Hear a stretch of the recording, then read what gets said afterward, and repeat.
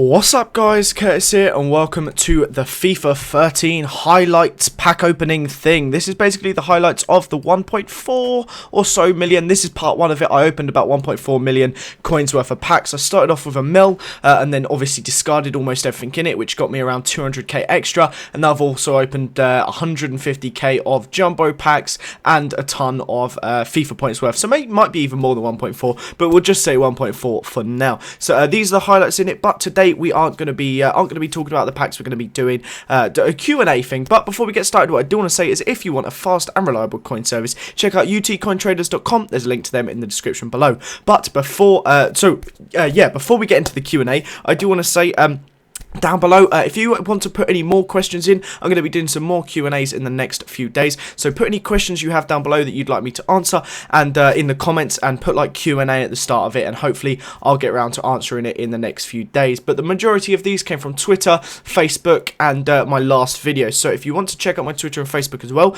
there's links to them in the description below. But that's a minute wasted. Let's get straight stuck into it. And the first picture comes from Ellis Johnston. Sorry if I get any of your names wrong. I copied it, but like may have got it wrong or something. But this is Ellis Johnston from Twitter.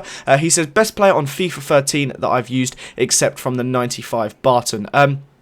There's a lot of players I really like. Rodrigo, the cheap beast. I don't know why there was a left swipe across the screen there, but Rodrigo is absolutely fantastic. There's a lot of really good pacey players. Obviously, Remy's fantastic, but I really do like the Team of the Year Benteke and Podolski. It's probably between Podolski or Royce, because Royce is my favourite player.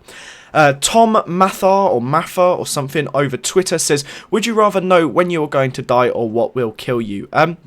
I'd probably prefer to know when I'm going to die, because I can know everything that I need to do and by what date I need to like make sure I completed everything I want to. Like if I know I'm going to die next week, I'd probably change my whole outlook on life. Like I would stop doing this right now. I would stop making this video.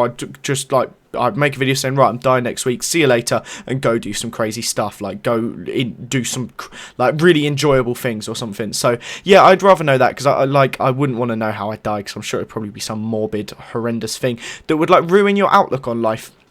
Multiple people asked this question over many different social networks and stuff. They said, what made you start YouTube? Now this is quite a long story, so may even be the last question, just a couple in, but there's a lot of stuff really. Back about 4 or 5 years ago, I used to watch Call of Duty 4 videos, like people doing montages, people doing like funny things, and me and my friends, we were like, this is awesome, I want to recreate this. So I went out and bought myself a Dazzle DVC 100 and I recorded my terrible sniper gameplay. I recorded, we tried to make like funtages and funny things of us like running in and out of buses and stuff, really childish things on COD 4. But yeah, that was why I did it, and it kind of just grew. And the reason why I'm now doing FIFA is because about 18 months ago, basically January 2011, a little bit under, I don't know, January 2011, however many months ago that is, that's more than 18 months, that's actually 28 months or something, whatever it is, I broke my thumb. And I was unable to play Call of Duty anymore, and obviously I was sat around with very little to do, and I managed to train myself to play FIFA without needing a thumb. Like I used my index finger as the analog, the right analog stick, and like all the buttons and stuff. And yeah, so I started just making FIFA videos with that, and that, like, my early content of FIFA is all from me without a thumb, basically. Next question is FIFA Legends HD on YouTube, and he says, have you ever seriously injured yourself or somebody else? Now, nothing really serious, but I went through a phase where I broke a lot of bones. Like a 3 to 4 year period, I broke my arm 3 times, my thumb, my leg, my ankle. Like I made a mess of myself. My worst one was when I was on a bike.